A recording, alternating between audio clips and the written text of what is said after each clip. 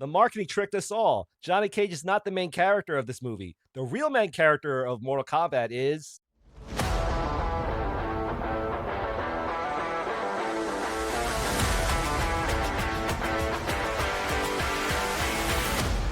Mortal Kombat 2, directed by Simon McCoy and starring Carl Urban playing as Johnny Cage. This film continues the story that took place in the last Mortal Kombat movie from 2021, with everyone returning, reprising their roles from the last film, even Louis Tan as Cole Young. Although it scored pretty well on the Rotten Tomatoes and is considered a financial success from Warner Brothers, the last film had mixed opinions from the fandom. Personally, I enjoyed the fights and a lot of the portrayals of some of my favorite characters, but ultimately, I am left disappointed with the last one. Among the other films from the past, I rank the 2021 offering as not as great as the one from 1995, but also better than Annihilation, which really isn't saying much, even though I admit Annihilation has its moments. Mother, you're alive. Too bad you will die. Now, back in 2021, when I was done watching Mortal Kombat 1, I felt the bad reception could have harmed its chances for a sequel. Thankfully, I have been pleasantly surprised that Warner Bros. Put their trust in Simon McCoy to make another Mortal Kombat film. So far, based on the marketing, I noticed he has course corrected one of the major issues the fandom had with the last movie, with the marketing focusing on Carl Urban as fan favorite Johnny Cage, replacing Cole Young as the main protagonist of Mortal Kombat 2. Now, regardless of my issues over Mortal Kombat from 2021, I do believe in second chances. So, did Simon McCoy deliver in winning me over as both a moviegoer and a fan of the franchise? Well, I'll give you my thoughts in this review. By the way, hey, I hope you're doing all right. I'm Robert, and with me here is Thialgo. Hold on a second. Thialgo, Thialgo, like, sub, share. My apologies to everyone on the other side of the screen, but with this channel, I got a dog named Thialgo Rhythm. He's a good boy, but it's hard to get his attention sometimes. The only way he'll work with me is when viewers find joy in this video and click to like it. Also, subscribe to the channel and share this video with others if they're having fun with what they're seeing. Because with this channel, all I want to do is create content for you all and make sure the algorithm is happy. So, my first thoughts after watching this film is when it comes to making a movie based on a successful video game franchise like Mortal Kombat, the film could attempt to target two different audiences. On one hand, they could focus on the mainstream audience and expect the franchise to follow, or they could simply just focus on the dedicated fan base. Now, there is value in reaching out to a wider audience, but in most cases I've seen in the past, sometimes when you try pleasing everyone, you end up pleasing no one. In the case of this film, it became clear to me, with a few exceptions, that this film was made for the fans of the Mortal Kombat franchise. The other thought I had was how deceptive the marketing has been for this film. With all the trailers and press implied Johnny Cage is the main character of the Mortal Kombat sequel, while in truth, I'll go as far as to say he's the co-lead to the film. I mean, he does have a character arc in where he had to overcome his past failures and regain his confidence as a fighter. And while the movie focused on various other characters and their personal journeys, the actual main character of the film is Katana. Her story is about avenging the death of her father and reclaiming her kingdom from Shao Kahn, which is really the meat of this movie. So, by that factor, I feel the story is well put together. Having said that, I want to be clear and state, as much as I love movies like the first Mortal Kombat film, and where Liu Kang is chosen to save the day, but personally, I've always been a supporter of seeing Katana being the one to overthrow Shao Kahn, since she has the most to gain by defeating him. And I was happy with how things turned out in her story. So, for the mainstream viewers who have limited exposure to the Mortal Kombat franchise, I'd rate this film as a golden watch at home. If you're in the mood for a fun action flick and want to see some entertaining kills, then I'd recommend checking it out. I'm sure you'll have a good time. And if this movie piques your interest in playing the video games or watching other media that cover Mortal Kombat, then welcome to the community. So, to the fans of Mortal Kombat, Here are the rest of my thoughts on this film. With this movie being based on a fighting game, the biggest strength the film have are the fights themselves. And the movie does not waste any time and use magic as an excuse to teleport the combatants into the various areas to fight. The areas they fought in are recreations of the franchise's most popular stages, like the Acid Pit, a stage that's a nod to the one that has spikes and blades everywhere. Other than that, the film also has the stage with the portal in the background. Does it make sense? Not really, but it was awesome to see. And yeah, the kills were brutal and intense.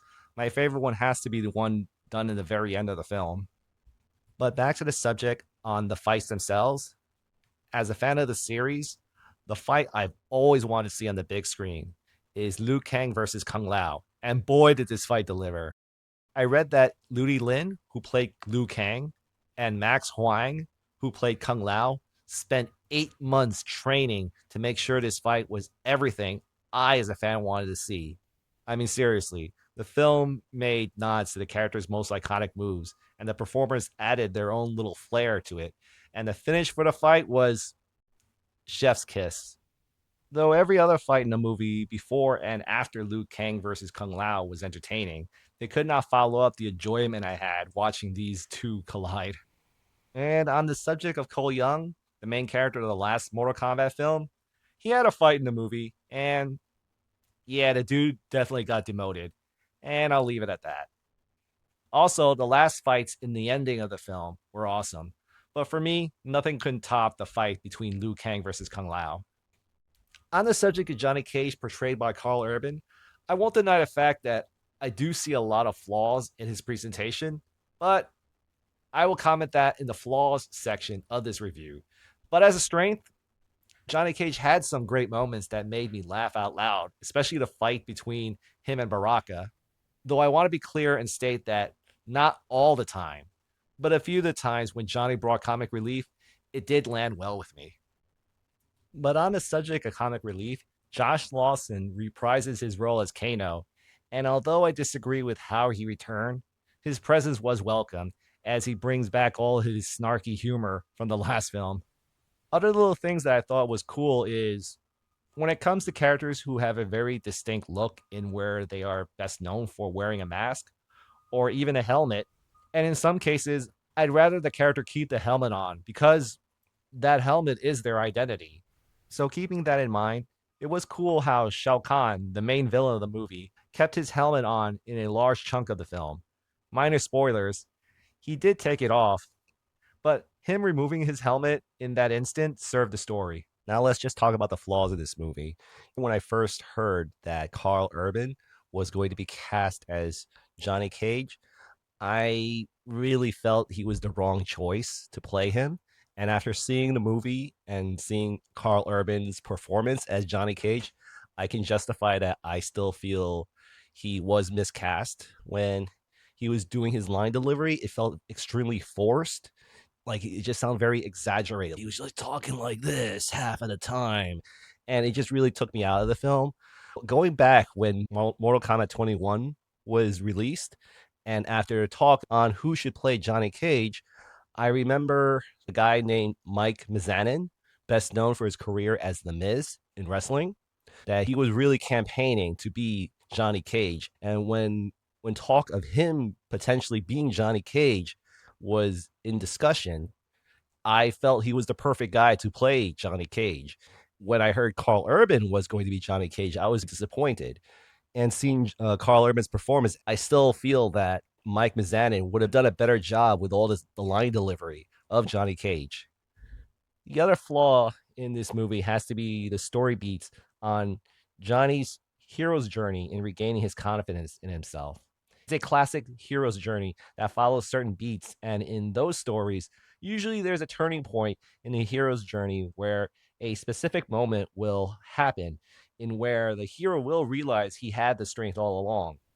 A bad example in a hero's journey to gain confidence in their ability to fight would definitely have to be Kylo Ren versus Rey from the Star Wars Force Awakens movie, in where Kylo had the upper hand against Rey, and the moment Kylo used the F word, Rey closed her eyes and suddenly she had the strength to beat Kylo. Something like that happened in Johnny's story on how he regained his confidence. One character just gave him a line about him being an actor, and he made a slight adjustment in his appearance, and suddenly he was able to do anything. The moment I saw it, I thought it was the dumbest thing to happen in the movie, but I didn't expect this movie was preparing me for disappointment because the next flaw I have is what happens after the fight between Baraka and Johnny Cage. To be clear, there's a move that Johnny Cage is known for, and he used it against Baraka, and I laughed out loud when I saw him use that move. But the thing that really bugged me about this fight between Baraka and Johnny, other than the issue of how he regained his confidence, was how Baraka reacted after Johnny punched him. Let's just put it this way. He just seemed way too happy after Johnny punched him. So happy that he became a disciple to the cult of Johnny Cage, hanging on Johnny's every word, with Johnny quoting random movie lines as if he was some kind of Jedi master. Seeing all that happen, I couldn't help but put my palm to my head, just wanting this crap to go away, hoping this won't damage my experience with this film as much as it already had. Other than that, there is another issue that I am conflicted with because there are things about this issue that I dislike, but I also enjoyed that came from this issue, and that is the concept of death in Mortal Kombat. The thing is, Kung Lao, Sub Zero, and Kano died in the last film, yet in Mortal Kombat 2, Kung Lao came back as a Revenant, Sub Zero came back as Noob Saibot, and Kano is back as if nothing happened. Although it bugged me that their deaths didn't mean anything in the last film, I won't deny the fact that I was entertained with the fights Kung Lao and Noob Saibot had with Liu Kang and Scorpion. And though it was very obvious that Kano is back because the fans seemed to like him in the last movie, his humor was welcomed in the movie. But the moment when another character died earlier in the movie, only to come back later, really started to bug me on how inconsequential death is in this movie, where one of the selling points is people die in the fights. If the direction of this film series leads to all the deaths in this movie can be undone, then I feel that is a mistake that'll harm the impact of the fights because the threat of defeat will lose its meaning. So when it came back to the fights, I try to look past the issue in that people can be brought back after death and try to enjoy the fights as they happen. If a third movie is made, I hope that they don't explore the concept of bringing people back from the dead. Now, with all the flaws or the conflicting thoughts I have, along with the strengths I have seen in this film, the rating I give to Mortal Kombat fans on this movie is it's worth your time. I'm a longtime fan of the video game series. I played a decent amount of the games, and I am very invested in the lore of the series. Regardless of the issues I had with the film, it's not enough to affect my overall enjoyment of this movie.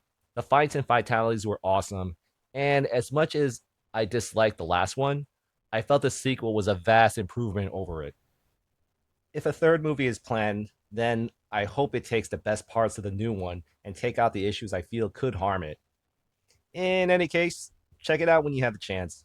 Some things will bug you, and you're welcome to comment on the issues you have or the ones I missed down below.